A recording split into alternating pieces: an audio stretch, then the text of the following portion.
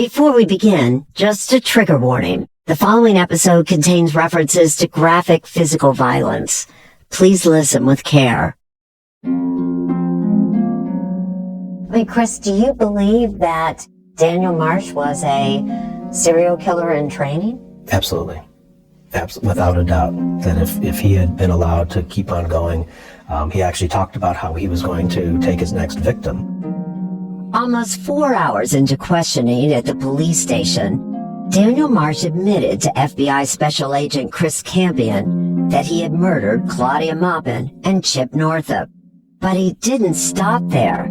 Campion learned the teenager was already thinking about his next killing. Well, it's gonna basically be the same thing, only with a different mask and a different gloves, a different jacket. And instead of breaking in, I figured I'd get somebody when they're alone at night out in the street or out somewhere, just find somebody alone at night and beat him to death with a baseball bat. Okay. Did you have anybody in mind? Had you actually gone out looking for someone? Yeah. He was someone who did not have a conscience. You believe Daniel Marsh is a psychopath? I do. I believe Daniel Marsh is a psychopath. I knew it when he was talking to me. He actually admitted it. I don't feel sympathy for other people at all. Don't feel empathy for them. And whether I like that or not, it's the way it is. It's just like I want to hurt people. Campion maintained his composure, and then he asked Daniel a question that I had never heard in a police interrogation. So, how would you kill me? There's a lot of ways. That you've thought of so far in the couple hours that we spent together here. Choking you to death with your tie. Okay. Beating your face into the mirror until it broke and using the glass to cut your arteries. Gouging your eyes out and just smashing your face into the wall.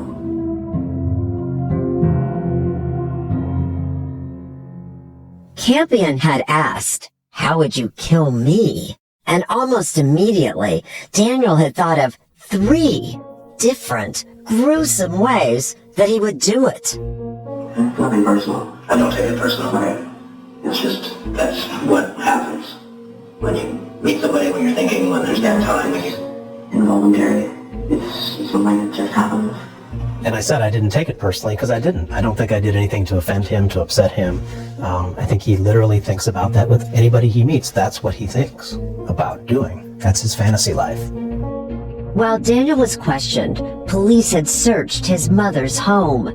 There, they found writings, drawings, a knife, duct tape, and clothing with Chip and Claudia's DNA. Police also searched Daniel's father's home.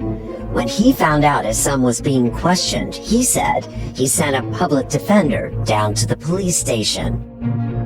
Authorities finally had a suspect in Chip Northup and Claudia Maupin's murders. And with physical evidence, DNA samples, and a complete confession, it seemed like the case against Daniel was solid. But the fact that the suspect was a teenager would complicate things for the prosecution.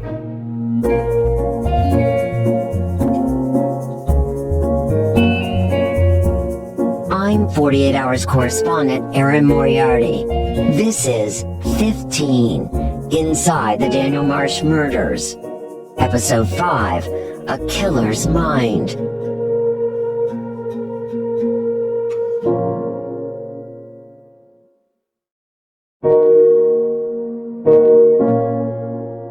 When did you first hear the name Daniel Marsh?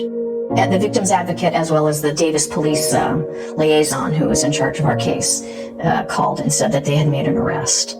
Victoria Hurd had finally gotten the call she had been anxiously waiting for. I just remember shaking my head, going, "What? What?" That anyone could kill her mother and stepfather was difficult enough to believe, but a 15-year-old? A teenager? Who was this boy named Daniel Marsh? I'm in shock, and then all of a sudden I get a burst of, eldest daughter can't do anything, and I said, I've got to go to that arraignment. That arraignment's going to happen within 24 hours. I've got to go there and see this man, young man, So, kid. But Victoria would have to wait even longer to see him. Because Daniel was a minor, his face was hidden by a wall at the arraignment. My sister-in-law was with me. I said, I have got to see him. I've got to look in his face and see this man who killed my mother. Finally, she saw Daniel's face through a TV monitor. He looked like somebody who would be one of my niece's boyfriends. He looked like some hippie kid from Davis. When I was at the arraignment, his father sat in front of me, and I think it was my victim's advocate who told me that was his father, and there was something strange. I didn't like it. I didn't like the feel. Daniel's father is Bill Marsh. We spoke in 2018. Did it ever occur to you that your own son could be involved in something like that? Not in a million years. You No. never saw any sign of that? You never got a sense that your Well, if I son... had had any sense of it, I would have taken action.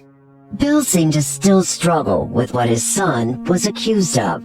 Show me the pictures you have here. Well, Tell me who this is. This is Daniel in 2009, so that would have made him 12. This was about the time when you had the heart attack. Yes, right. One day in November 2009, Daniel was home with his father when Bill says he had started feeling dizzy. And I'd gone upstairs and taken a shower, came down and said, come on, Dan, let's go to the hospital. I get checked out. They got in the car and made it to the corner of their street. Next thing I knew, I woke up and the car was rammed into a wall, covered in bushes and a tree. I asked Daniel, how did we wind up here? What happened? He says, I don't know, Daddy. He says, suddenly you just passed out. He says, I climbed into your lap and steered the car into the wall to stop it. It must have been terrifying for Daniel, who started banging on his father's chest. Something Daniel later said he had seen on a medical drama. It worked. Daniel had saved his father's life. About a month later, Daniel was presented with an American Red Cross Heroes Award. Oh, yeah. It was a major event. It was all over the media, and they were, touting this young American hero, and look at this, he might actually be a future doctor. Sure enough, there was Daniel, featured in local newspapers, hailed for his heroism. In photos, he looks innocent and sweet, wearing a suit with a rosebud in his lapel, his father proudly standing beside him. The next year, Daniel enrolled in the Davis Police Department's Youth Academy, receiving instruction on crime scene investigation. But while Daniel may have appeared a model citizen on the outside, he was also harboring a dark side, something Bill said he didn't notice until after his heart attack. You know that he told counselors that he was actually killing animals before then. Did you have any sense of that, Bill? No, not at all. In fact, because of all the upheaval in the family and the rest, I had no basis of experience to counsel him. But he told the FBI agent that he had thought about killing your wife's Lover. that he thought about killing her. That was 2 years earlier. As Daniel entered the Yolo County Courthouse almost a year and a half after Claudia Maupin and Chip Northup's murders, a judge and jury were about to decide his fate. Now on trial is Daniel Marsh, the teenager being tried as an adult after the gruesome killings that rocked the city of Davis last year. On Tuesday, September 2nd, 2014, the long-awaited murder trial against Daniel Marsh, now 17 years old, began at the Yolo County Courthouse. Daniel had been charged as an adult with 2 counts of first-degree murder. Prosecutors concluded that he had, quote, committed a very adult crime in a very adult manner. And then, just 3 months before the trial began, Daniel changed his plea from not guilty to not guilty by reason of insanity, a clear indication of the defense to come.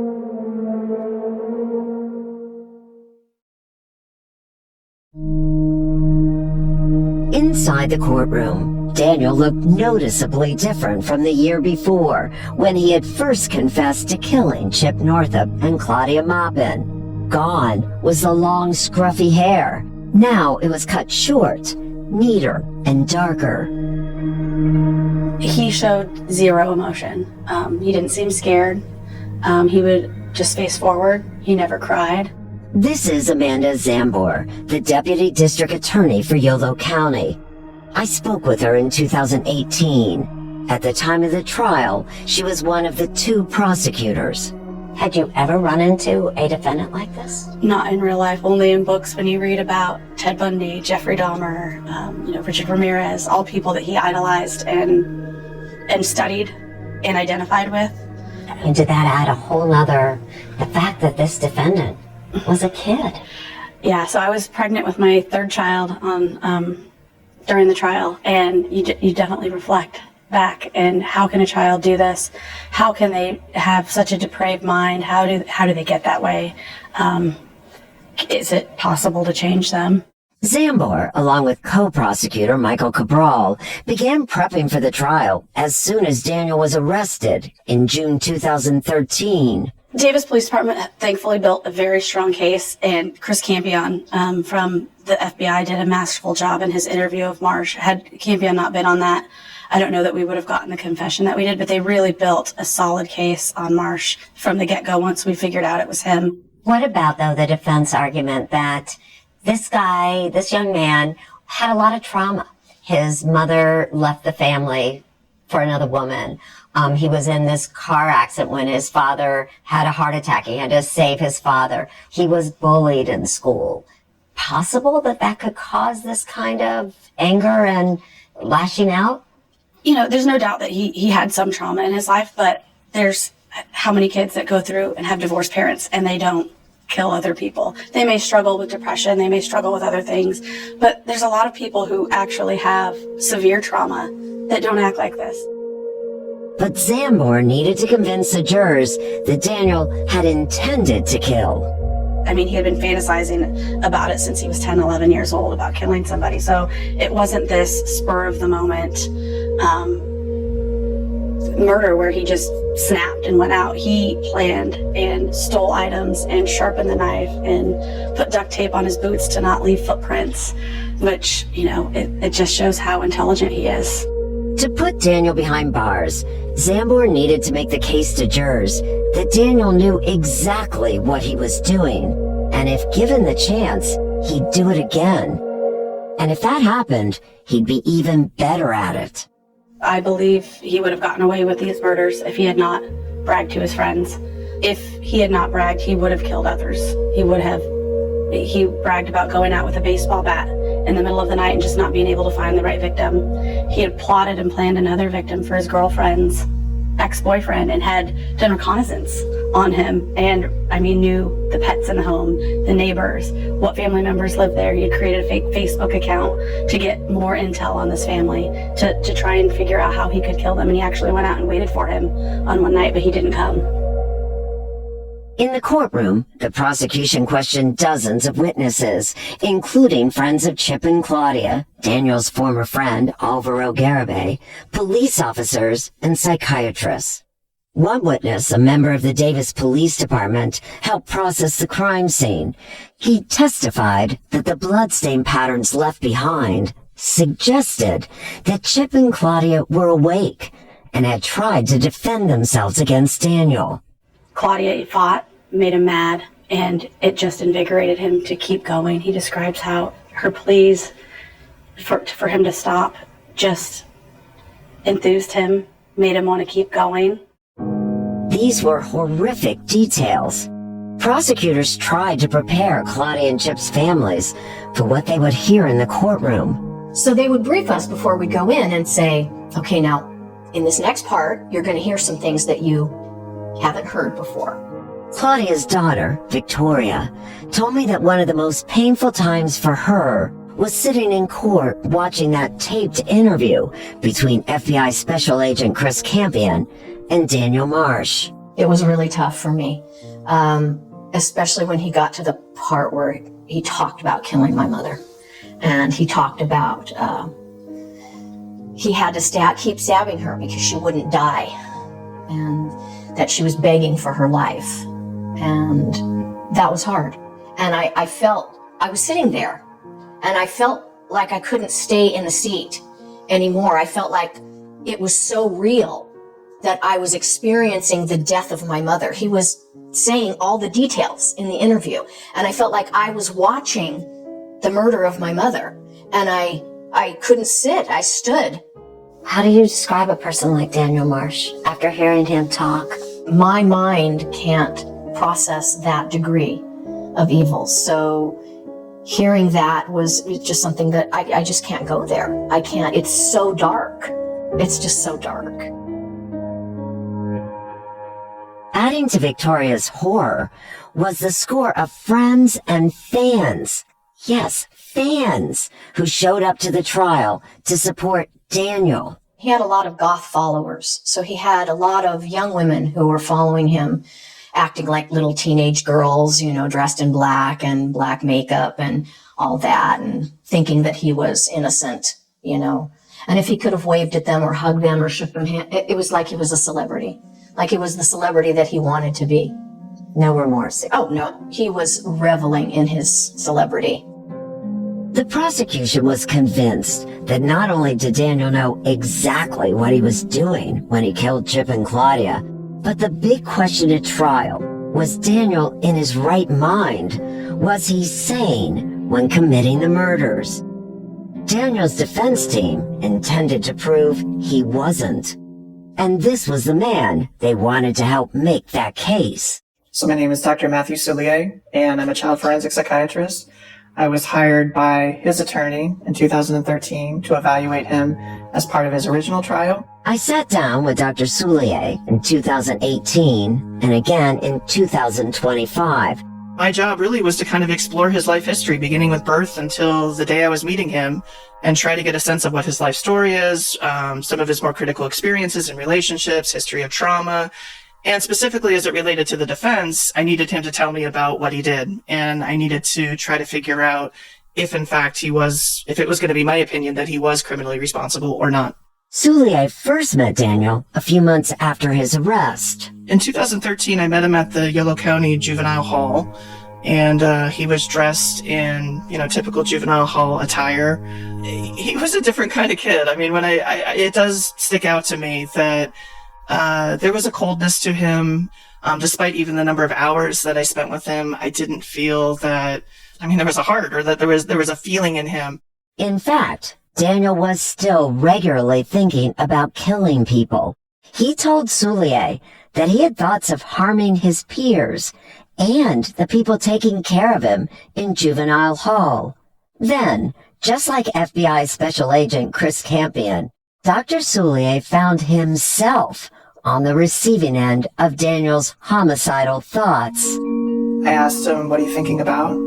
And he said, "I'm thinking about killing you. I'm thinking about taking that pen on your table right there and shoving it in your neck. I'm thinking about taking your laptop and crushing it over your head." It wasn't the only time that a patient had threatened Dr. Soulier, so while he took it seriously, it didn't deter him from trying to speak with Daniel again. He was able to go back a week later. Dr. Soulier believed that Daniel's desire to kill him and others was actually the result of an obsessive-compulsive disorder. It's my belief that, Daniel wasn't born a bad seed. I don't believe in that. Daniel clearly changed around the age of 10. By everybody's observation and what we could gather about him, he wasn't a terrible kid up until age 10. But you don't think he was born that way? No. The issue of psychopathy, it's clearly something that, yes, there's probably some level of genetic predisposition to it, but he wasn't a bad kid in preschool or kindergarten. There's no evidence of that of any kind. There's something that was unlocked in him. There were forces, there were experiences, things that happened to him that I think made him who he was. Dr. Soulier also believed that Daniel didn't want to be this way, that he had wanted to stop his compulsive behavior. In his case, he developed these morbid preoccupations about death, about killing people. But again, the thing that it was important to note to me was that it was disturbing to him. He was going around telling everybody and anybody who would listen to him. He told school, he told a transporting police officer, he told his therapist, he told a psychiatrist, he told anybody that he wanted to kill everybody. I have these thoughts. I don't want to have them. Ultimately, he did act on them, but the precursor was sadomasochistic sex, gore porn. All these things was an attempt in my mind to diminish the intensity of those preoccupations. And at first it worked. At first it would dissolve those thoughts and feelings about killing other people, but ultimately that gave out and it wasn't sufficient. And ultimately he then acted on it. But at some point, Daniel seemed to stop fighting his compulsions. The horror he had once felt had morphed into something else. Rather than being repelled and upset by what he had done, when he finally listened to those repetitive thoughts, he was actually excited about it, proud. What does that say? That's disturbing. That's deviant. Again, that's the psychopathy in him that really lacks feeling. He just is unable to feel compassion for those that he hurt at that time in 2013. And that's scary. But here's the important part. Daniel might have had strong compulsions to kill, compulsions that he struggled to control. But Dr. Soulier concluded that Daniel was not legally insane. What would make him insane? What are you looking for? Is it like a memory of, does he have all the details? Did he know what he did? Does he remember doing it? It is a very high standard. You have to be able to lack an appreciation for what you did. So for instance, while you're holding a knife, you think you're, holding a spoon or something that's completely unrelated, and that you really fail to understand the morality of what you're doing, the consequences of what you're doing. It's typically reserved for people that have very severe psychiatric illness, psychotic illness, people that are acting under the direction of delusions or voices, and none of this was true for Daniel. The fact that Daniel actually bragged about what he was doing and seemed to enjoy it, but also covering the bottom of his shoes with tape. What does that say to you when you're trying to determine whether he's insane or not?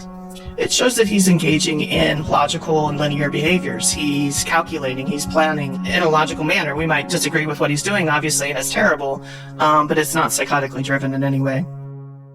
Dr. Soulier was convinced that Daniel knew what he was doing when he committed the murders. But despite Soulier's professional assessment, Daniel's defense team was determined to plead not guilty by reason of insanity, and they planned to prove that the medications Daniel had taken made him that way. The drugs made me do it. Exactly, the drugs and antidepressant, specifically. And what I basically told defense is that I couldn't get on board with the idea of the defense of an insanity. Particularly, I didn't believe that the antidepressants caused him to act in that way or kill. So the defense said thank you, and they went and found another expert. The defense called Dr. James Marikangas to testify as an expert witness. A neurologist and psychiatrist, he interviewed Daniel and his family members several times and reviewed Daniel's previous medical records and police statements. Dr. Marikangas' testimony focused largely on SSRIs, a class of antidepressants that included medications that Daniel had been prescribed to treat severe depression. According to Marikangas, the side effect of those drugs could include extreme restlessness, outbursts of anger, and increased impulsivity. Daniel, he said, was experiencing those side effects. The doctor believed that Daniel had endured trauma for years, and that had in part made him more susceptible to dangerous side effects. Daniel's father, Bill Marsh, also believed that Daniel's behavior was caused by medication. It turns your world upside down, turns your brain inside out. You think that's the only reason why he killed? I do, yeah. But isn't it just possible your son is a psychopath? Not in my mind, no. And why? Why are you so convinced? Because I raised him, I was around him all the time, and he was, in my estimation, a normal kid until they started feeding these drugs. Most important, Dr. Marikangas said that on the day of the murder, Daniel had reported having an out-of-body experience. Marikangas couldn't prove when Daniel's dreamlike state began or how long it lasted. He just knew that according to Daniel, it had started sometime that night. The doctor knew that Daniel, the defendant, had motivation to lie about this dreamlike state. After all, Daniel hadn't said anything about it in his interviews with Special Agent Chris Campion or Dr. Matthew Soulier, but still, Dr. Marikangas felt that Daniel had been truthful to him in his interview. I just fundamentally don't believe putting someone on an antidepressant generates any level of risk that you're going to go and do what Daniel did. That's Dr. Soulier again, and he wasn't convinced that medications could cause legal insanity. There are side effects. It can make you more suicidal, more agitated, but it doesn't drive you to kill in the way he did in such a calculating and callous manner. It just doesn't. And as prosecutor Amanda Zambor pointed out, Daniel was having those violent feelings much earlier. When you actually looked at the medical records, he was having these thoughts and fantasies before he was ever on Zoloft. He wasn't taking his Zoloft as he was supposed to. A lot of times he would just not take them. He described selling some of his medications to other people. So really there was no basis for that. After 4 weeks of testimony, it would be up to the jury to decide, was Daniel Marsh guilty? And if so, did he know what he was doing when he committed the murders? There was a lot at stake here for Daniel and the community, because one verdict would put Daniel behind bars for the foreseeable future. The other meant Daniel would go to a psychiatric hospital for treatment.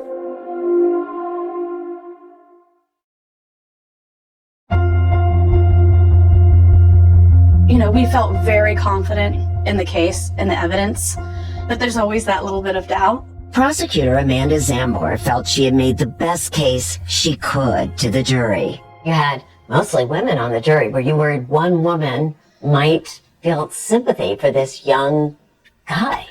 You know, it's a 16-year-old boy at the time, and so you always worry about not just women but men, that they could see their son and, you know, they feel sorry, like, how could this child have done this? But nearly 2 hours after closing arguments, the jury re-entered the courtroom. And the verdict was? Guilty, beyond a reasonable doubt of every single count, of all the enhancements, of all the special circumstances. Unanimously, the jury had found Daniel Marsh guilty on 2 counts of first-degree murder, along with additional, quote, enhancements that increased the severity of the punishment he would face due to the depraved nature of the crime. You see things on TV and you think, well, that's television. That couldn't possibly happen in such a way in real life. But it was actually probably more horrifying. Cheryl Gleason sat on the jury of 8 women and 4 men. She explained to me why she believed Daniel Marsh was guilty. The stacks of binders of pictures from the crime scene, the piles of evidence that we went through, hearing the accounts of the story, the more evidence that came out in how meticulous and precise his actions were, how things leading up to that, like going through the junior police academy and how well he did at that. And he was a smart kid, really smart kid. Hearing weeks of gruesome testimony left some jurors traumatized. It had a long-term effect that I wasn't really thinking would happen. To this day, I cannot fall asleep without sleeping my face towards the door, the bedroom door. I can't turn my back on the door to this day. Explain that to me. Because he came through a window that he cut the screen out of through the living room, but then came into their bedroom door. And so I see that as this thing that I have to keep my eye on until I fall asleep. However, finding Daniel guilty was not actually the end of the trial. The jury still had to make another decision. Was Daniel insane at the time of the murders? While she had been confident that the jurors would find Daniel guilty of murder, prosecutor Amanda Zambor wasn't as confident about the issue of insanity. Were you more nervous about that? Yes, because of that, that immediate thought to see something this grave, the immediate thought is somebody would have to be insane to do something like this.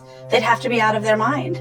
But then again, when you go back and you hear him speak about just how happy and enthused that this made him, that he was laughing the whole way home and giggling and wanted to relive it and kept these mementos. And to see it up close it's powerful. So, after delivering the guilty verdict, the jurors heard another day of arguments where the prosecution and defense tried to prove that Daniel was either legally sane or insane at the time of the crime. And once again, it was a quick decision for the jury. They found Daniel to be sane at the time he committed the murders of Claudia Maupin and Chip Northup.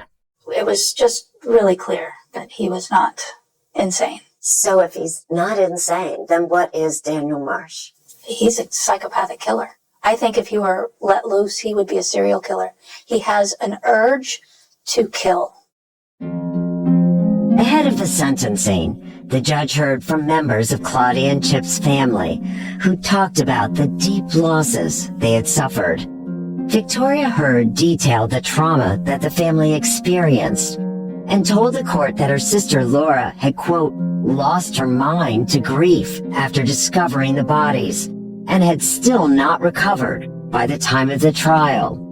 Victoria also recalled having to tell her children about their grandmother's murder and how they sobbed and screamed in heartbreak. Victoria's message to the court was that, quote, if Daniel is free, people will die. Another son, another daughter, another father, mother, brother, sister will suffer as I have. Therefore, in honor of my mother, Claudia Maupin, and the legacy of love that she left behind for us, it is my belief that the loving, compassionate action in this situation would be to request from the court the maximum sentence allowable for the torture and murder of my mother and her husband, Chip Northup. And then, the judge handed Daniel a sentence that prosecutor Amanda Zambor had been working to secure for weeks. The judge sentenced Daniel Marsh to 52 years. Were you happy with that? It was the maximum that he could have done. Had he been 16, he would have been eligible for life without the possibility of parole. But because of his age, the max he could have gotten was 52 years to life, so we were very happy with that. The prosecution had succeeded in their effort to put Daniel behind bars for a long, long time. When asked for comment on the case and sentencing, Daniel's lawyers declined. While Daniel had been handed the longest sentence possible, he still would be eligible for parole in 25 years. But in the meantime, the victims' families could take time to breathe. When we received the conviction, it felt healing, like we could be free. But it wasn't over yet, was it? It wasn't over, Erin. No, it wasn't over. It was not over. Not by a long shot. Because 4 years later, Victoria and the rest of Chip and Claudia's family would find themselves fighting again as a new California law threatened to let Daniel go free much earlier than the judge had ordered. So if he's out in 4 years, he knows us. He knows our names. Of course he does. He's seen us in court. The capacity that he could get back on the streets and do what he's done again. Yes. That fear is overwhelming. That's next on 15, inside the Daniel Marsh murders.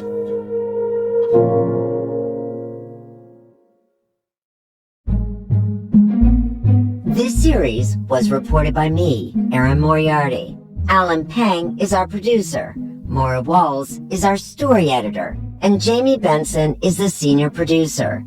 Megan Marcus is the vice president of podcast editorial for CBS.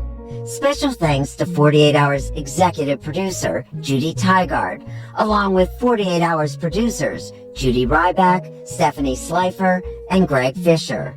From Goat Rodeo, this podcast was written and produced by Kara Schillen, Max Johnston, Jay Venables, Isabel Kirby McGowan, Megan Nadolski, and Ian Enright. Additional reporting and recording by Kara Schillen. Our executive producers at Goat Rodeo are Megan Nadolski and Ian Enright. Original theme and music by Hansdale Shee, with additional music from Paramount. Final mix by Rebecca Seidel. Vendel Fulton is our fact checker. Our production manager is Kara Schillen. I'm Erin Moriarty. If you're enjoying this show, be sure to give it a rating and review. It helps more people find it and hear our reporting. If you liked 15 Inside the Daniel Marsh Murders, check out the rest of our 48 Hours podcast by searching 48 Hours on your favorite podcast app. Thanks for listening.